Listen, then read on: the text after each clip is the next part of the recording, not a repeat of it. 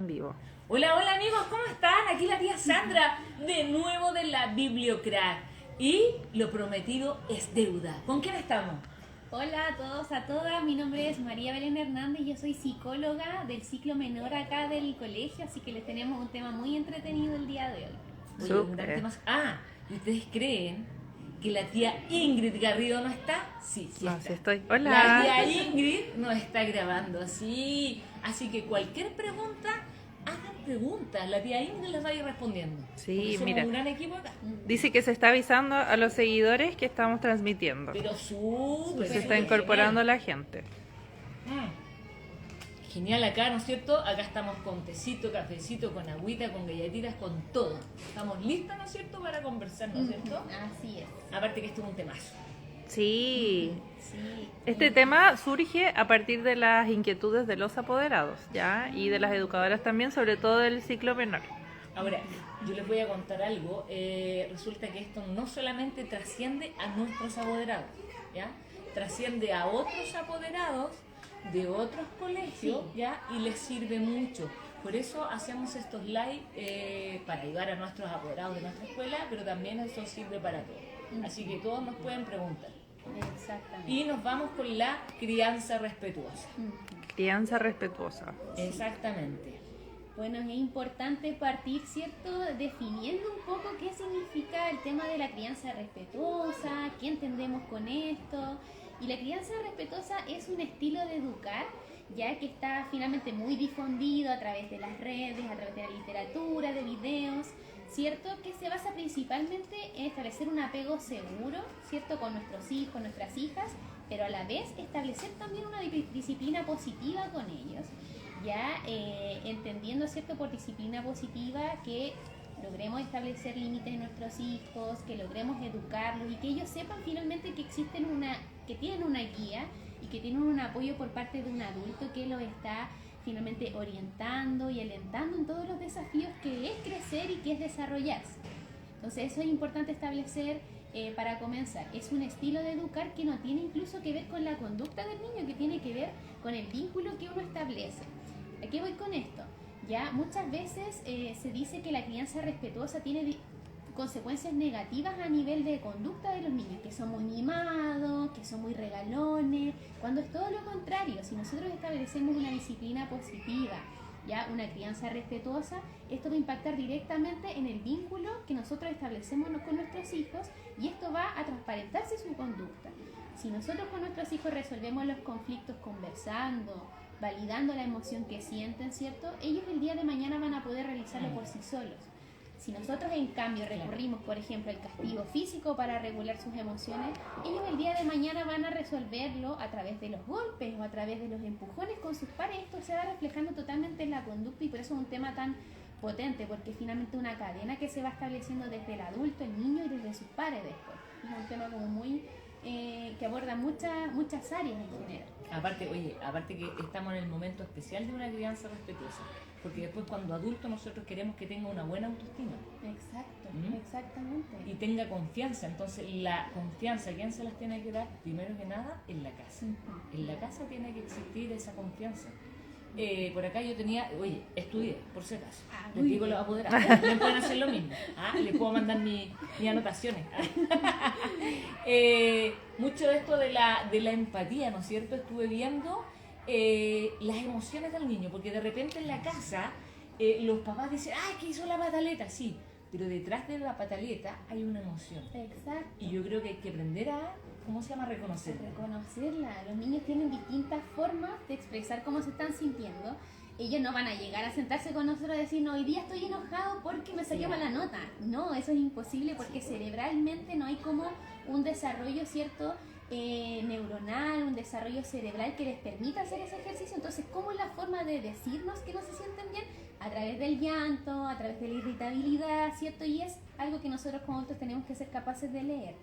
Ya, lo importante es realizar 3 pasos, ¿cierto?, al momento en que nuestros niños están con estas llamadas pataletas, o irritabilidad. Lo primero es captar qué les está pasando. ¿Ya? ¿Qué significa esto? Mi hijo, yo lo veo, está con lágrimas, está con su sonrisa, ¿cierto?, hacia abajo, eso significa que está triste. O todo lo contrario, está rojito, está está siendo un poco brusco, significa que está irritable, ya, capté lo que le está pasando.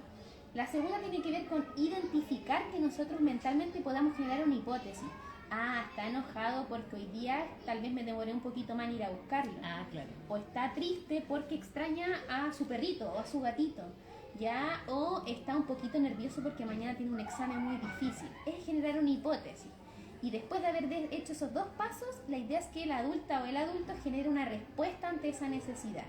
Si yo sé que él está irritable, va a necesitar cierto de pañitos fríos. Ya no podemos llegar a retar al niño porque finalmente eso va a llegar como un poco a aumentar como esta sensación de angustia o de irritabilidad, ¿cierto? Tenemos que poner pañitos fríos y decir, te entiendo, te pasó esto, la idea es que lo podamos resolver de tal forma. Lo mismo pasa con el tema de la tristeza. Si nosotros vemos que está triste, que tiene indicadores y que creemos que es porque extraña, por ejemplo, algún familiar, alguna mascota, atender a eso. Vamos a ir a verlo, resolvámoslo juntos, pero la idea es que nosotros vayamos haciendo esa lectura porque los niños no pueden. Muchas veces nosotros cometemos el error y decimos, pero ¿por qué estás enojado?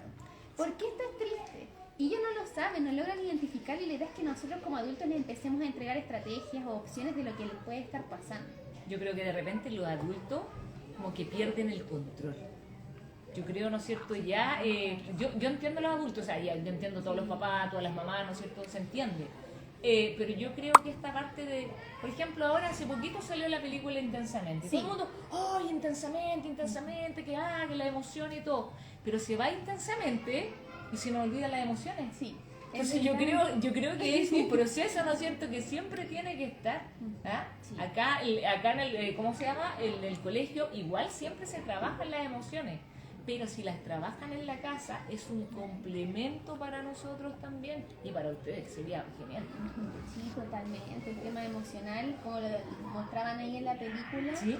es algo que acompaña desde que son bebés, toda la vida nos acompañan las emociones, y la idea es que ciertas veces uno busca respuestas afuera, pero las respuestas están adentro, en cómo nos estamos sintiendo y en qué necesitamos, y por eso la idea es poder hacer esa lectura por los niños que en este caso necesitan de un adulto, que si lo ven estresados, ellos se van a estresar el triple. Entonces la idea siempre, como tú bien dices, poder guardar la calma, respirar profundo y entregar ahí una respuesta acorde a las necesidades que ellos vayan teniendo. Claro, ahora, tampoco es que esté malo que sienta ira, que sienta tristeza, que sienta pena. Uno tiene que sentirlo. Ahora, es como uno lo maneja, ¿no es cierto? Es ahí, es el adulto, ¿no es cierto?, que tiene que ir guiando al niño. Exacto, y eso es súper importante lo que tú dices, porque muchas veces pasa acá en el colegio que los niños o las niñas llegan asustadas a la sala de convivencia, así como, una compañera está Sí, llorando, está como atroz. triste. Claro, y nosotros tranquila, hay que ver qué pasa, pero hay que también entender que las emociones son transitorias. ¿Ya eso qué significa? Que en algún momento, por alguna situación en particular, podemos estar tristes, podemos estar irritables, ¿ya? Pero las emociones finalmente son estados fugaces, ¿cierto?, en los que uno decide qué hacer frente a esa emoción. La idea es que los niños sepan que ante sentir alguna emoción de tristeza o de rabia, sepan que van a recibir la contención de su mamá, de su papá, de su cuidador, o en este caso de nosotros acá en el colegio, ¿cierto?, para saber qué hacer con esta emoción que a veces los abruma mucho. Pero esa respuesta se la tenemos que dar también nosotros como adultos para que ellos después solitos aprendan a hacerlo de forma autónoma. Oye, Belén, y en este afán de uno ser, claro, respetuoso con el desarrollo del niño, amoroso, consciente respecto a las emociones, ¿hasta qué punto o cómo, de qué manera ponemos los límites en las situaciones? Exacto. Porque también nos pasa mucho eso como papás, que cómo respondemos frente a la conducta del niño o cómo lo apoyamos en ciertos procesos, sin dejar de ser respetuosos, pero también exigiendo un poquito de autonomía, de independencia, ¿ya? Que es algo que nos ha pasado acá en el colegio, por ejemplo, que uno le pide a los papás, mira, este es el proceso de sacar el pañal, estamos en la edad para, y tenemos respuesta del tipo, es que aún no se los quiere sacar.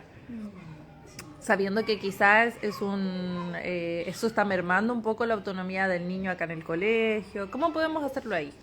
Exacto, es una pregunta súper buena porque en el fondo, como lo abordamos en un principio, la crianza respetuosa se fija en dos pilares, que es el apego, que es el tema emocional, ¿cierto?, Yeah. que estábamos conversando, y tiene el otro pilar que es de la disciplina positiva. La disciplina positiva es como nosotros, ¿cierto?, vamos educando a los niños de una forma respetuosa, pero sabiendo finalmente en qué podemos negociar y en qué no, ¿ya? hay cosas que como adultos uno puede negociar, quedarme 5 minutos, por ejemplo, jugando, o estar un ratito más en el parque, o realizar después la tarea, después de un juego, ¿cierto? O después de comer, pero hay cosas que nosotros no podemos negociar, que no podemos transar, que tienen que ver directamente con las necesidades básicas de los niños. Por ejemplo, en términos de alimentación, en términos de higiene, en términos de apariencia, esas cosas no se pueden negociar con los niños, ¿ya? ¿Qué significa esto? Por ejemplo, el niño, imaginémonos que no quiere comer o no se quiere tomar algún medicamento que es importante para ellos o no quiere ir al baño solito todavía. Son procesos que nosotros debemos alentar porque tienen un impacto directo en el desarrollo de los niños y esas situaciones no se transan porque si no van en desmedro de su desarrollo y por supuesto después van quedando mucho más rezagados en comparación a lo que se espera, ¿cierto?, de sus hitos de desarrollo que deben cumplir y finalmente nosotros como adultos en vez de alentar a que tomen nuevos desafíos, terminamos finalmente restringiendo que ellos puedan crecer de una manera esperable, ¿cierto? Y acorde a su desarrollo. Entonces, finalmente ahí la sugerencia siempre es saber qué puedo negociar y qué no. En términos de necesidades básicas, eso no se debe negociar y uno como adulto debe dar las directrices, ¿cierto?, a los niños y a las niñas, porque si no nos estamos yendo al cuidado más negligente. ¿Ya qué pasa si, por ejemplo, mi niño va en pre-kinder o en kinder y todavía usa pañales? ¿Ya? Y no tiene que ver con una condición médica, no tiene que ver con un diagnóstico, sino que tiene que ver con una suerte de estimulación del propio adulto o de poder alentarlos a tomar nuevos desafíos. Y estamos cayendo en una crianza que es más bien negligente, ¿cierto? Porque finalmente nos estamos alentando a que el niño tome el desafío de tener este nuevo aprendizaje. Y eso por supuesto que merma muchas áreas de desarrollo. En términos de autoestima, el niño no se va a sentir capaz de tomar nuevos desafíos, no se va a sentir capaz, ¿cierto?, de ir a la par con sus compañeros. Los niños después se van comparando a medida que van creciendo y la idea es que como adultos sepamos que deben haber ciertas cosas que no se pueden negociar y en este caso son las relacionadas a las necesidades básicas, que nosotros como adultos tenemos que tener muy bien delimitadas con ellos. Entiendo. A mí me pasa acá con algo, pero así todos los días, que es abrocharse los zapatos. Algo súper simple. Sí, es verdad. Y no estoy hablando de niños chicos, estoy hablando de alumnos de sexto básico que todavía no aprendan a abrocharse los zapatos.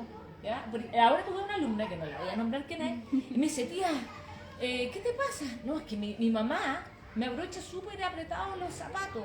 Entonces le digo yo, pero ¿por qué no te los abrochas tú? Si yo sé abrochármelos, me dice. Lo que pasa es que mi mamá, como sale apurada, viene y me lo abrocha ella, pero me lo abrocha tan fuerte, tan amarrado, me dice que yo ahora no lo puedo sacar al nudo. Me dijo, pero si se abrochan, y es verdad, se lo desabroché y ella se lo puso y se lo abrochó súper simple. Y estamos hablando que ella es de quinto.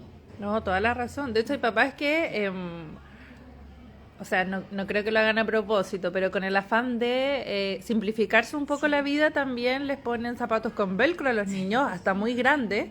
Entonces nunca aprenden la habilidad de atarse los zapatos y claro, vemos después adultos muy poco funcionales en ese sentido. Claro. Porque, por ejemplo, acá yo en la biblioteca tengo ayudantes, damas y varones que me ayudan, ¿no es cierto?, dentro de la biblioteca. Y dentro de esas cosas me ayudan a abrocharle zapatos. Bueno, yo puedo entender, ¿no es cierto?, a lo mejor un niño de primero o algo así, pero a veces me ayudan con un niño de tercero, de cuarto básico, que ya debería tener esa habilidad adquirida. Yo creo que más o menos por kinder ya deberíamos estar, ¿no es cierto?, ya aplicando, ¿no es cierto?, abrocharse el zapatito. Sí, yo creo que también esto es algo generalizado. A mí me pasa que como voy a todos los cursos, a ver a todos los niños, noto que hay muy poca autonomía y muy poca muy poca capacidad de autogestionarse de los niños. Por ejemplo, la profesora dice, ya, peguen esta guía en el cuaderno. Cuarto básico, que uno esperaría que saquen el stick fig, lo peguen. Es que no tengo stick fig. Pero consígase, pregunte, pídale al de al lado, como que no saben resolver problemas, son muy pasivos en relación a las actividades que uno pensaría que son sencillas de hacer y que, como dice Sandra, se adquieren mucho más chiquititos. Claro. Ahora, no está en que el apoderado, por ejemplo, ya, está bien que el apoderado le ponga el estuche completo, ya todas las cosas, pero también puede ser que el alumno no tenga pegamento y el apoderado tiene, o un lápiz mina. Pero ese niño, ¿no es cierto?, tiene que pararse, tiene que sociabilizar. Resolver, claro. Resolverlo, Sí, totalmente. Tiene que ver con la iniciativa y con lo que ellos se sientan capaces de lograr también, porque uno va cortando finalmente esta iniciativa a modo de, como tú bien dices, simplificar un poco ciertos procesos que al final terminan obstaculizando y no queremos niños finalmente que sean pasivos o niños que lleguen a una edad, ¿cierto? Y no sepan resolver, sino que todo lo contrario, que sepan que cuentan con estrategias, que cuentan con el apoyo, pero que ellos también pueden generar esa autonomía y tener esa iniciativa para resolver los conflictos. Así que claro, es algo que se va practicando desde pequeñito, ya con temas muy básicos que hay que ir fomentando sí o sí para lograr que ellos tengan una autonomía y que puedan desarrollarse de una manera saludable. Oye, y acordarse que todas estas cosas que estamos hablando son para que ustedes las tomen, ¿no es cierto? Y puedan ir, ¿cómo se llama? Mejorando en algunos aspectos. Y también ayudándonos acá en el colegio también con la autonomía de los niños, con la independencia. Yo sé que es difícil porque educar implica mucho esfuerzo y tiempo de parte de los adultos. Voy a poner un ejemplo súper sencillo, pero mi hija mayor le gusta cocinar, tiene 8 años.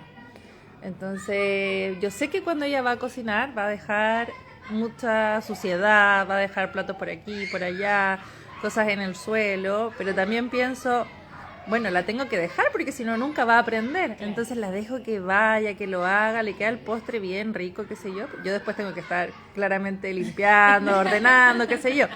Pero tengo que dejarla que lo haga para que aprenda a pelar, que aprenda a moler, que aprenda a hacer un montón de cosas y después ayudarme a limpiar, obviamente, pero implica esfuerzo, porque probablemente yo diría, no, mejor lo hago yo. Claro, y sería mucho más sencillo, pero no fomento ninguna habilidad en ella, ninguna capacidad de resolver problemas, de ayudar también, de sentirse, como tú dices, como autovalorada y decir, yo puedo, hoy yo pude hacer esto, pude resolverlo.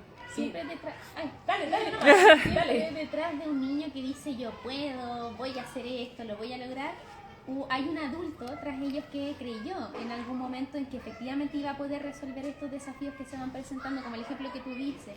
Ya si mi hijo o mi hija sabe que yo confío en que va a poder realizar cierto desafío de entrar a la sala solo, que se ve con los más chiquititos, ¿cierto? Entrar cuando están aquí los párvulos en pre-kinder, uno los ve llorando y todo eso, que también es un proceso complejo para las mamás y los papás, pero si yo tengo la confianza de que mi hija y mi hijo va a estar bien, yo eso se lo voy a transmitir.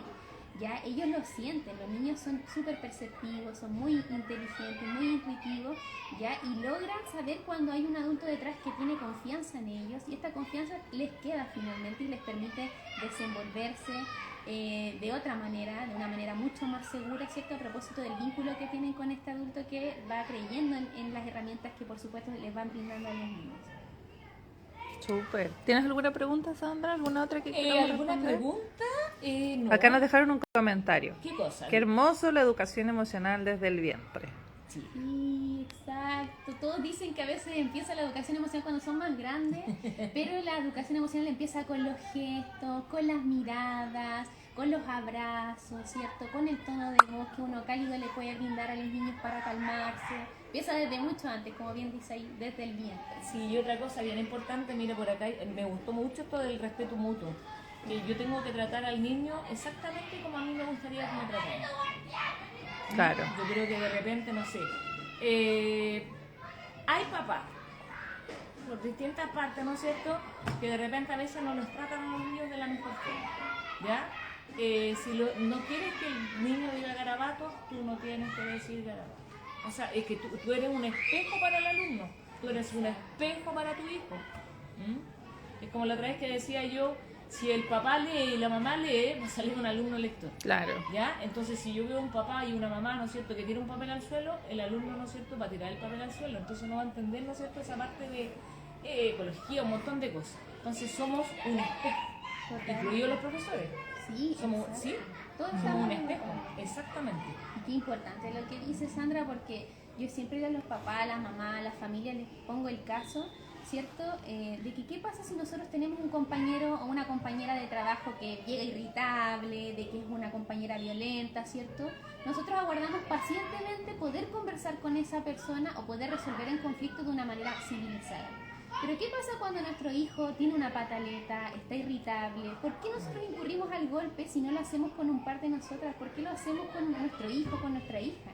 Entonces la idea es ir replanteándose también por qué uno utiliza ciertas estrategias con los niños que no utilizaría con su par ¿cierto? O con algún adulto, que esté finalmente dentro de la misma jerarquía, por así decirlo. Entonces siempre es importante ir cuestionando ciertos modelos que a veces son transgeneracionales. Siempre está esto de que, ay, a mí me criaron así, entonces yo también voy a criar así. Pero la idea es siempre ir criticando esos modelos para ir adquiriendo nuevas herramientas que nos sirvan para acercarnos a nuestros niños y no para alejarnos de ellos. Claro, porque y al final el grito ya también, yo creo que eso ya no funciona. No funciona, y uno sabe, ¿no es cierto?, que de repente hay chicos que me dicen, no, en mi casa me gritan. Y yo obedezco, ¿no es cierto?, cuando el último grito. Porque ya saben, o sea, y la persona se va a desesperar, ¿no es cierto?, y va a gritar más. Pero la idea, ¿no es cierto?, es que ese niño que se va a la casa o niña que se va a la casa tenga, ¿no es cierto?, un ambiente seguro con los padres, que tengan la posibilidad abiertamente, ¿no es cierto?, de confiarle algo, de decirle algo, y no que la persona, ¿no es cierto?, le diga, pero ¿cómo hiciste eso? No, también, ¿no es cierto?, la escucha y... Claro, de comunicarse. Sí. Y uno como papá tener la apertura, porque yo siento que también, hoy se nos va a alargar el tema, pero somos una generación que se está deconstruyendo bastante, porque, no sé, yo converso con pares, quizás no, mis pares no tanto, pero, por ejemplo, a mí jamás me pegaron de niña. Mi mamá fue bastante respetuosa, pero a mi marido sí, por ejemplo. Entonces, a veces uno ahí tiene algunos como cuestionamientos del tipo, pero si a mí me pegaban un charchazo y listo. No me pasó nada. En cambio, claro, ahora, en cambio nosotros no, y entramos como en una discusión, ¿cierto?, de deconstruirnos, de cambiar el modelo de crianza, que también es difícil para uno como adulto. Ya, y también entra en algo, y ya les voy a dar un dato, súper dato. Yo soy hija única, y yo sé que los hijos únicos somos súper manipuladores. Porque la que ponía la regla en mi casa era mi mamá, ¿ya? Y mi papá me aguantaba todas las leceras. Entonces, yo sabía, uno desde chico sabe cómo manipular. Así que los que tienen hijos únicos, tengan cuidado, somos súper manipuladores. Son inteligentes. Sí, claro. Sí.